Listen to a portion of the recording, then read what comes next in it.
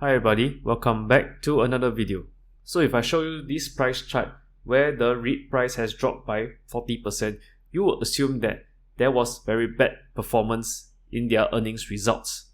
However, that was not the case for Keppel Pacific Oak US Reit. Other US REITs such as Prime US Reit and Manulife US Reit have also been affected because of this.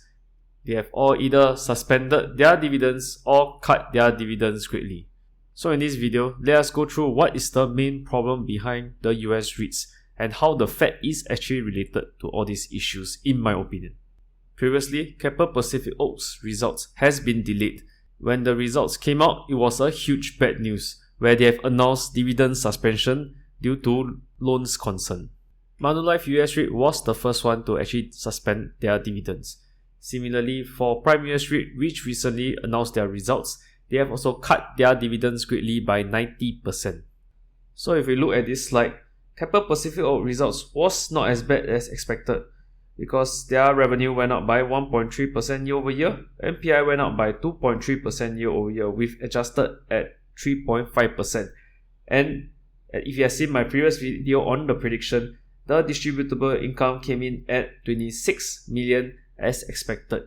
If you see from this slide, previously I've expected that the second half will also be at 13.1 million, which the total dividend would be expected to be declared at $25, and the yield would have been 17.8% at 0.28 cents. However, the reason why the share price has crashed so much is because they have actually suspended their dividends. If you look at these three property valuations between the three US REIT, I'm quite surprised that there was such a huge drop for Keppel Pacific Oak and Prime US Reit, considering they were quite stable the last quarter. So I do not know what is the main reason that causes this drop, but because of this drop, both of their leverage ratio went up as high, similar to Manulife US Reit.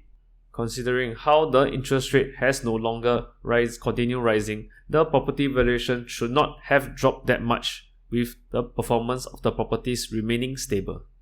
So it's actually very disappointing considering the management have previously mentioned that they were very stable in this high interest rate environment, and now they will have to suddenly suspend the dividends due to debt concerns.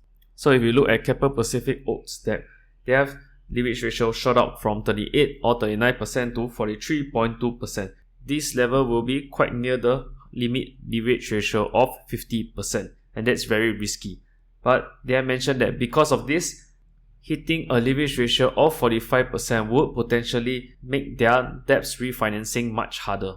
So after going through all the decisions, they have actually concluded that suspending dividends and saving the capital for the whole year until 2026 is the right action.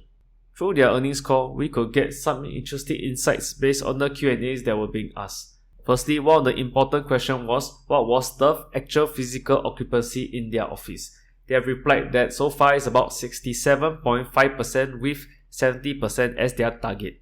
US average is around 50%.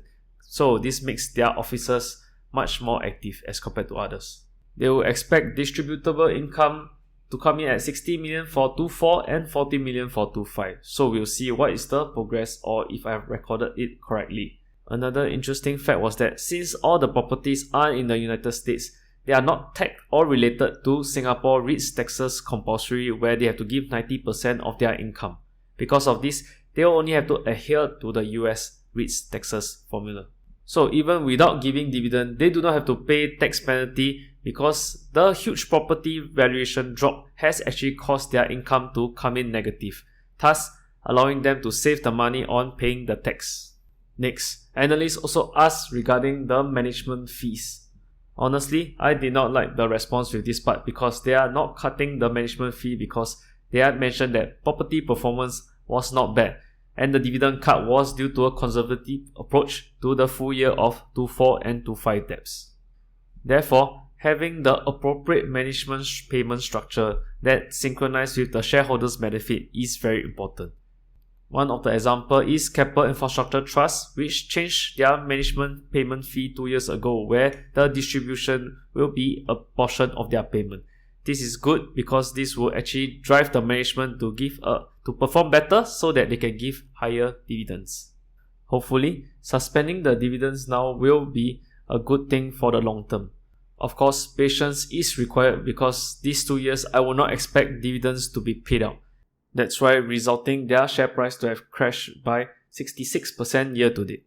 If you have liked the video so far, please hit the like, subscribe and comment on what you feel about the US REITs. Thank you, and let's continue with the video. Next, if we look at Prime US Reit, they have actually cut their dividends by 90% to 0.25 cents. And surprisingly, if based on their calculation, it's about 4.8% dividend yield at a share price of 10 cents. And they also give a bonus of 1/4 bonus issue. However, to be honest, it's as good as almost suspending the dividends. Similarly to Keppel Pacific Oak, they have said that is to preserve the distributable income to meet their capex needs and the creditor needs. If you look at their gearing ratio, it's at a much higher level at 48.4%, and they have an effective interest of 3.8%. Their concern is with this huge 600 million of bank facilities that they have to extend in the July of 2024. So the US REIT situation is actually quite a bit concerned. With a high interest rate, now all the REITs are actually feeling the impact. There are also many REITs experiencing a drop in the distribution due to the high interest rate. Other than interest rate, there's another reason, in my opinion, on why the REITs are having a difficult time getting debts. And that is because of the US Bank Term Funding Program. For those who are not familiar with this program, it was created last year during the collapse of the Silicon Valley Bank, where people actually did a bank run on those small banks. So in order to build the confidence, Federal Reserve have stepped in with this new program to provide the banks with the required liquidity regardless of their bad bonds or bad loans. However, this program will end on 11 March 2024, which meant that banks will now have to be more careful when it comes to dealing with their liquidity. So when it comes to investing in REITs, there are definitely a lot of different factors to take note of. However, if you hold those good REITs in the long term, they will still give you a decent dividend returns and will do well. In this high interest rate environment, smaller REITs and non-profitable companies will definitely be badly hit. So if you are investing in any companies that has been affected badly by the high interest rate environment, do continue monitoring them closely when it comes to investing in them. Thank you so much for watching. I hope this brings good insights when it comes to investing in REITs. You can watch my previous 2 videos where I talk about Keppel Infrastructure Trust and REITs in general. Thank you, and I'll see you in the next video.